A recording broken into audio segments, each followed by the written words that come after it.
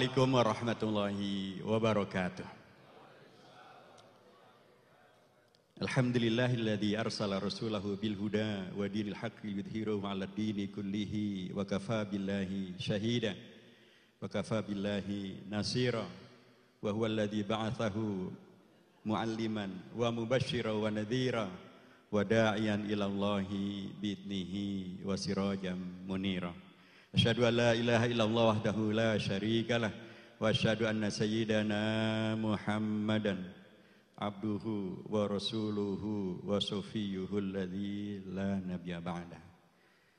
Amma ba'd. Yang kita hormati tentu saja para kiadah kita, Ustaz Dr. Salim Segaf Al-Jufri, Ustaz Sohibul Iman, Ustaz Sekian kita, Ustaz Mustafa Kamal, Bendahara Umum kita, Ustaz Mahfudi Abdurrahman, kemudian juga Ustaz Suraman Hidayat, Ketua Dewan Syariah kita, Ketua fraksi kita, Ustaz Dr. Jazuli Juwaini, para pimpinan yang hadir bersama kita, para habaib kita yang saya hormati, Habib Basyura yang saya hormati, Ustaz Yusuf Marta, Ketua GNPF MUI, ulama yang saya hormati, Ustaz Faisal Madi yang tadi barusan menyampaikan ceramahnya dari pimpinan Al-Irsyad Al-Islamiyah, para kiai dan para ulama yang mohon maaf saya tidak menyebutkan namanya satu persatu karena terlalu banyak hadir di sini dan mohon pastilah tidak akan mengurangi hormat saya. Hari juga bersama kita Prof. Irwan Prayitno, Gubernur Sumatera Barat, Insya Allah Gubernur DKI masih on the way. Kita doakan mudah-mudahan tidak macet di jalanan. Tentu juga para ustadzah sekalian yang hadir dan para hadirat yang semuanya hadir. Alhamdulillahirabbil alamin. Untuk yang nggak tahu yang ke berapa puluh kali atau berapa belas kali PKS menyelenggarakan Maulid Nabi Muhammad SAW. Di kantor ini sejak periode Salib juga sebelumnya juga diselenggarakan juga peringatan Maulid Nabi Muhammad SAW. Saya tahu itu karena sekali saya lihat dan sekali sebagai PKS. Jadi karena saya sebelum di sini maksudnya kalau kita masih di Mampang, di BPPS sudah menyelenggarakan peringatan Maulid Nabi SAW. Ini itu menegaskan bahwa apa yang kadang-kadang disalahpahamkan seolah-olah PKS itu anti Maulid, ya pasti tidak benar. Ini era katanya era tsunami hoax katanya. Termasuk hoaxnya adalah kalau PKS masih disebut sebagai anti Maulid. Sahabat saya Mas Priyo Budi Santoso, ahlan wa sahlan, matur nuwun rawuhipun. Jadi ya kalau guyonannya sih saya selalu bilang mana mungkin kita anti Maulid. Pimpinan kita sekarang aja Habib Dr. Salim Segaf Al-Jufri, sebagai seorang Habib Dzurriyyatur Rasulillah, beliau pasti ngerti bahasa Arab. Kami semua diajari bahasa Arab. Yang ngerti bahasa Arab nggak mungkin bilangnya anti Maulid. Emang nggak ngerti mu'annas mudzakkar. Anti itu tuh mu'annas, kalau Maulid itu mudzakkar. Yang ngerti bahasa Arab nggak mungkin anti Maulid. Kalau anti Khadijah, anti Aisyah, anti Ruqayyah, anti Hafsah, anti Aisyah itu baru benar. Kalau Maulid ya anta Maulid, itu yang ngerti bahasa Arab. Dan kita alhamdulillah diajari oleh para ustaz-ustaz kami yang sangat ngerti bahasa Arab. Saya jelek-jelek gini temannya Ustaz Faisal Madi. Waktu di Gontor kami belajar bahasa Arab, lanjut ke Madinah muridnya Ustaz Salim. 19 tahun kami belajar bahasa Arab. Masa masih anti Maulid, anti Khadijah, anti Aisyah gitu ya, anti Ruqayyah, anti Hafsah. Maulid anta Maulid, baru benar. Jadi inilah PKS. Kami di DPR MPR sangat memahami tentang bahwa mengapa partai politik seperti PKS menyelenggarakan Maulid, karena negara Indonesia kita ini sejak dari awalnya memang diperjuangkan oleh para ulama. Pimpinan NU Kiai Haji Wahid Hasyim diantaranya, pimpinan Muhammadiyah Ki Bagus Hadi Kusumo diantaranya, Kiai Haji Kahar Mutakir diantaranya. Dari partai Islam, ada dari partai Syarikat Islam, ada Haji Agus Salim, ada Haji Abi Kusno Cokrosuyoso. Dari partai Islam Indonesia, ada Mr. Kasman Singo Dimejo. Ada dari partai Masyumi, ada Muhammad Natsir. Inilah Indonesia kita yang ketika dimerdekakan itu disepakati oleh para tokoh bangsa dari NU, dari Muhammadiyah, dari partai Islam, dari partai non-Islam, dari partai nasionalis, dari kalangan non-Islam. Disepakati bahwa Indonesia kita ini adalah atas berkat rahmat Allah yang Maha Kuasa, dan didorongkan oleh keinginan yang luhur supaya berkehidupan berkebangsaan yang bebas. Maka rakyat Indonesia menyatakan dengan ini kemerdekaannya.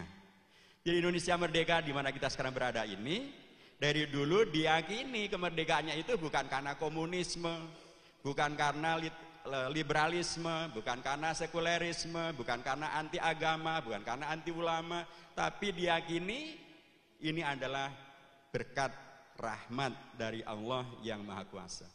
Yang bisa mengatakan begini hanyalah orang-orang yang beragama. Karenanya kami di DPR MPR sangat mendukung kegiatan-kegiatan yang kemudian menegaskan kembali bahwa antara keislaman kita, keindonesiaan kita adalah satu hal yang menyatu.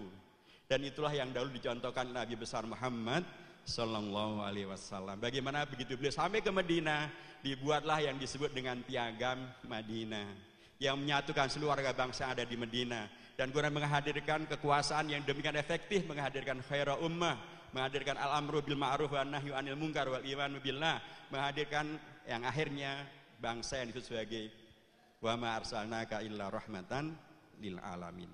Jadi peringatan Maulid ini sesungguhnya menyegarkan kembali ingatan bahwa fitrah bangsa dan negara ini adalah bukan ateisme, bukan komunisme, bukan sekulerisme, bukan liberalisme, tapi fitrah daripada bangsa ini adalah pengakuan atas berkat dan rahmat dari Allah Subhanahu wa taala.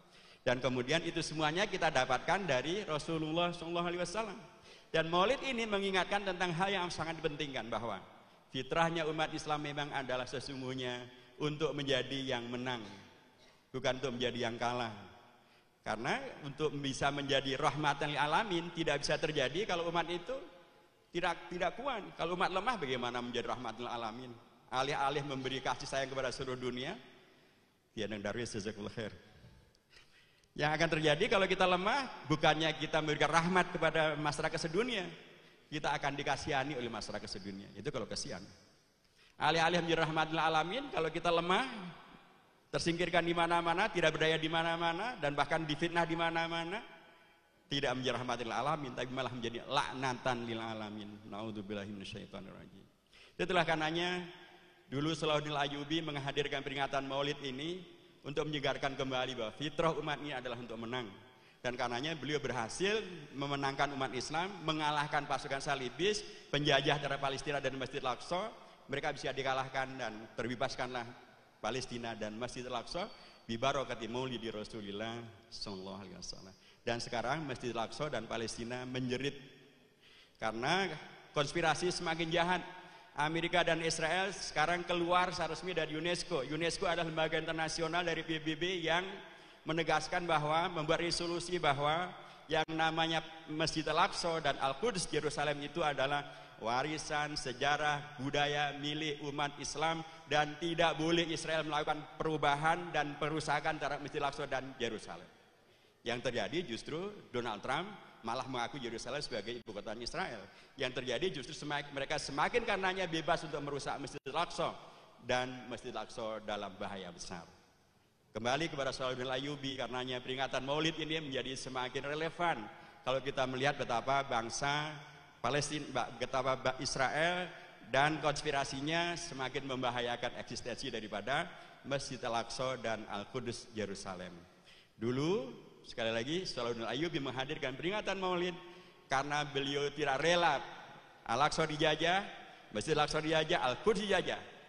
Dengan peringatan Maulid bangkitlah umat, dan bangkitlah mereka membebaskan Masjid Al-Aqsa dan Palestina. Saya kira ini masih sangat relevan, dan apalagi kita berada di yang sebelum tahun politik.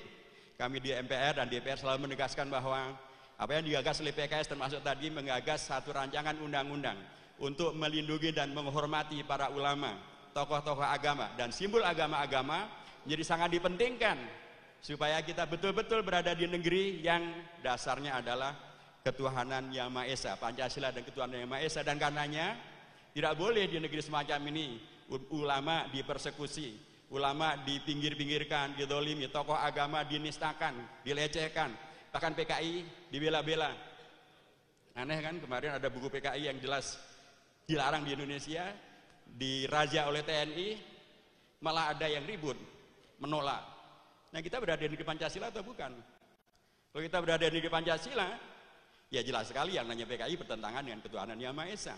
Kalau kita masih menghormati Indonesia sebagai negara berdaulat, maka harus saya ingatkan, MPRS masih mempunyai TAP yang masih berlaku dan tidak bisa dicabut, yaitu TAP MPRS nomor 25 tahun 66 tentang PKI sebagai partai terlarang, dan ajaran komunisme, marxisme, ateisme, dan leninisme tidak boleh disebarkan dan diajarkan di seluruh kawasan hukum negara kesatuan Republik Indonesia. Ini penting untuk selalu kita jaga, dan terima kasih untuk semua apa yang dilakukan oleh umat, dan saya berkeyakinan bahwa PKS akan tetap istiqomah untuk kemudian bisa memperjuangkan apa yang menjadi mandat daripada umat. Dan selama ini alhamdulillah kami di fraksi dengan ketua fraksinya Dr. Jazil Juwaini menyelenggarakan hari aspirasi, di mana aspirasi seluruh umat kami terima untuk kami perjuangkan, dan banyak yang menjadi sukses. Insya Allah kami juga menerima aspirasi dari umat yang kesulitan mendapatkan visa umroh karena harus diberlakukannya sebuah tata cara yang baru.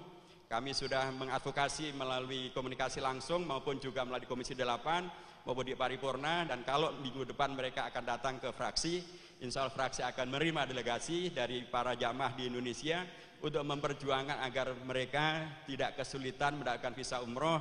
1 juta lebih jemaah yang umroh setiap tahunnya, jangan sampai kesulitan agar mereka bisa berumroh dengan baik. Mendoakan warga bangsa Indonesia supaya menjadi negeri yang baldatun thayyibatun wa rabbun ghafur, dan saya yakin fraksi PKS siap untuk memperjuangkan aspirasi umat ini. Mohon didoakan semuanya. Kalau kami baru 40 saja bisa memperjuangkan aspirasi umat, kalau kami berlipat-lipat daripada itu, insya Allah lebih banyak lagi aspirasi yang lebih bisa kami perjuangkan. Habibakumullah jami'an, wallahi wafikum, wallahi muwafiq ila aqwamit thoriq, wallahi hadi ila sawa'is sabil, wa nasrum minallahi wa fatun qarib wa basyiril mu'minin.